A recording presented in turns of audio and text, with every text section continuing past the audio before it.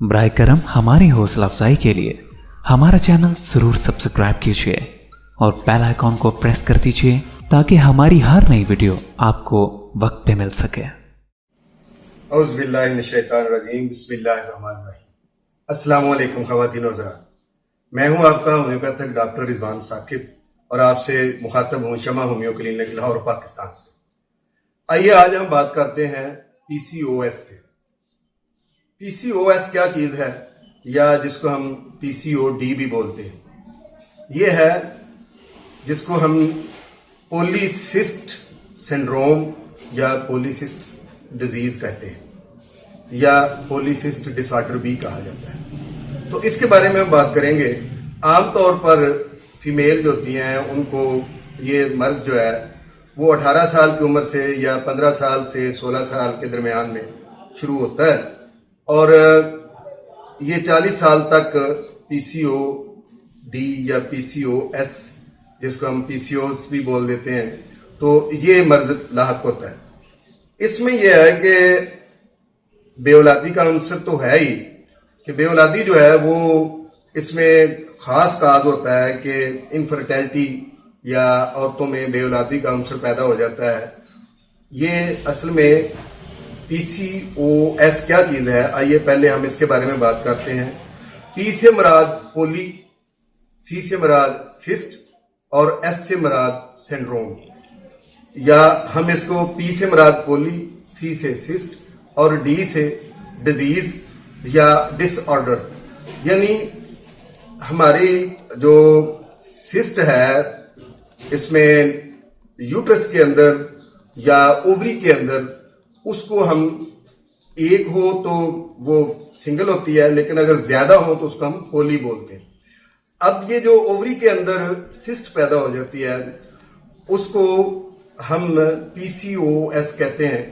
तो इसके बारे में हम आज बात करेंगे कि इसकी वजूहात क्या क्या है, इसके असबाब क्या है, इसके रीजंस क्या है और फिर इसका होम्योपैथी में इलाज क्या है।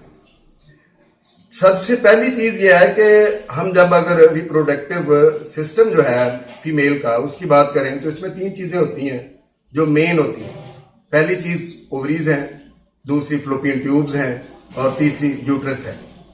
अब इन तीनों चीजों के बाद सबसे जो मेन किरदार है वो हमारी ओवरी का है। ओवरी के अंदर एग्स पैदा होते हैं, ओवम पैदा होते हैं और ये तकरीबन 20 के करीब पैदा होते हैं और 14 डेज के अंदर अंदर जो है वो सारे एग्स जो है वो ज़ाया हो जाते हैं, ख़त्म हो जाते हैं। सिर्फ एक एग जो है वो फ्लोपियन ट्यूब के जरिए से निकल कर बाहर आता है। जब इस एग को अगर स्पर्म जो है वो फर्टाइल कर देता है तो यही एग वापस जाकर अपने ओवरी के अंदर जाता है और ओवरी का मुंह बंद हो जाता है और ये ओवरी से बच्चेदानी बन जाती है और ये फिर 9 माह तक जो है उसके अंदर वही जो खुराक जो एग बनाती थी वो अब इस बच्चे को वो खुराक मिलना शुरू हो जाती है।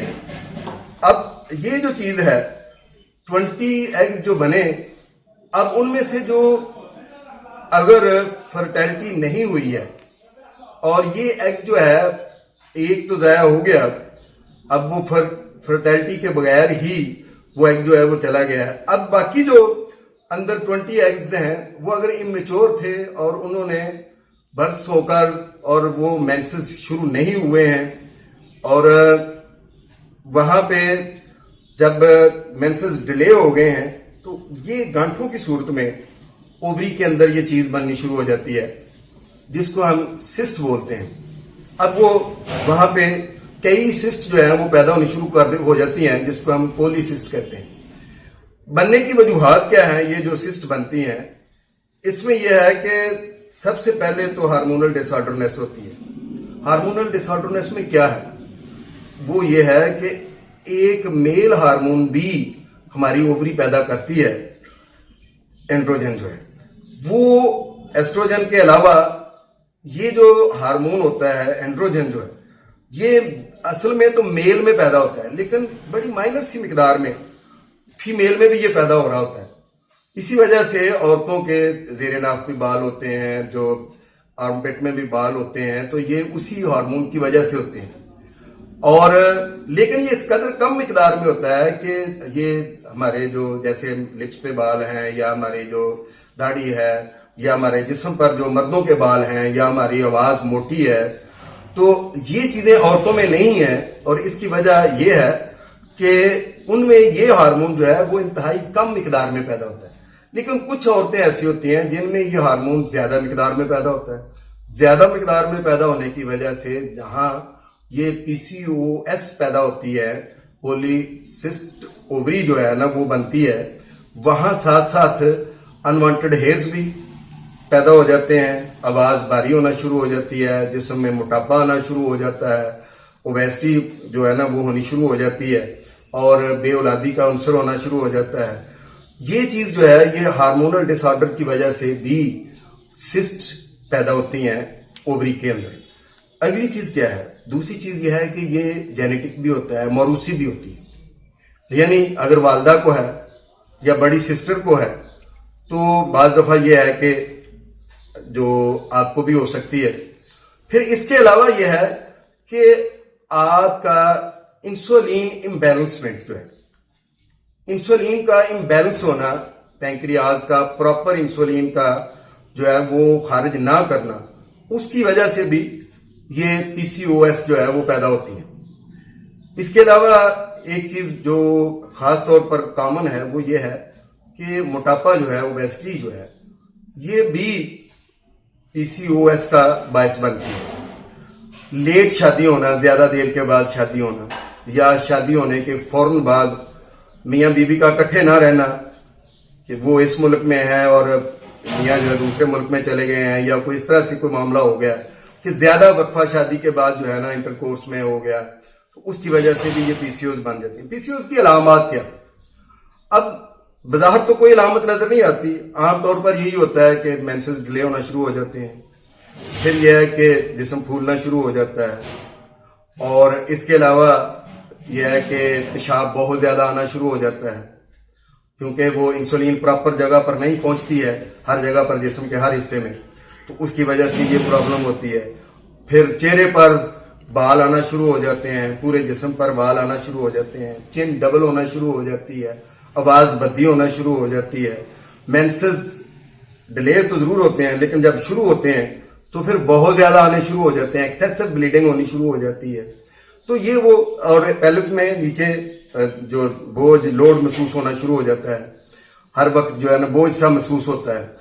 और इसके अलावा ये है कि बहुत सारी ऐसी अलामत पैदा होती हैं, मसलन सर का दर्द होना, थायराइड की प्रॉब्लम, T3, T4, TSH जो है ना ये डिस्टर्ब हो जाते हैं, और दूसरे हार्मोन्स जो हैं उनका लेवल जो है वो लेबोरेटरी से हम एंडोक्राइन जो है वो टेस्ट करवाएं तो उसके अंदर वो लेवल जो है वो डिस्टर्ब हुआ होता है। इस तरह की जो चीजें हैं वो पैदा होनी शुरू हो जाती हैं। और सबसे बड़ी काज जो होती है वो ये होती है कि इनफर्टिलिटी पैदा हो जाती है, बेऔलादी पैदा हो जाती है, बांझपन पैदा हो जाता है, औरतों में बच्चे पैदा करने की सलाहियत नहीं रहती है। और होम्योपैथी के अंदर पीसीओएस या पीसीओडी का बेहतरीन इलाज अल्हम्दुलिल्लाह मौजूद है। एलोपैथी में भी बहुत सारे इस तरह के इलाज किए जाते हैं, लेकिन उसके बहुत सारे साइड इफेक्ट हैं। लेकिन होम्योपैथी में बगैर किसी साइड इफेक्ट के इसका इलाज मौजूद है। मसलन नौजवान बच्चियों में जब ये पैदा होती है तो उस वक्त हम उनको अगर सीपिया से इलाज शुरू करें, लेकिन सीपिया में यह है कि भूरे रंग के तिल पैदा होते हैं जिस्म के ऊपर, अनवांटेड हेयर्स पैदा होते हैं, तो जो बोझ है पेल्विक में वो बहुत ज्यादा होता है। फीमेल चाहती है कि मैं एक टांग दूसरी टांग पर रखकर बैठूं, ऐसे लगता है कि जैसे अंदर से गायनी के पार्ट्स जो हैं वो बाहर निकल आएंगे। तो ऐसी सूरत में सीपिया हमारी मेडिसिन बहुत अच्छी होती है। फिर इसके अलावा इन्हीं सिम्टम्स में जब साथ खून की कमी भी हो तो हेलोनियाज बहुत अच्छा काम करती है।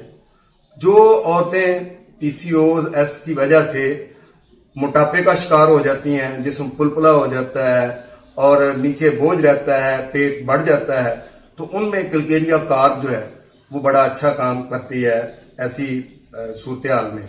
मैंने अपने तजर्बे में एक मेडिसिन पीसीओएस के लिए बहुत ज्यादा इस्तेमाल की है और उसके बहुत अच्छे रिजल्ट मिले हैं।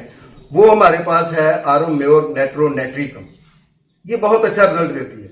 और ऐसी औरतें जो आती हैं और आकर उसी वक्त कहना शुरू कर देती हैं कि डॉक्टर साहब मेरा तो बहुत बुरा हाल हो गया है, मैं तो इतने दिनों से बीमार हूँ, सारी उम्र से बीमार चल रही हूँ, और साथ ही रोना शुरू कर देती हैं, आंसू टिप टिप बहना शुरू हो जाते हैं।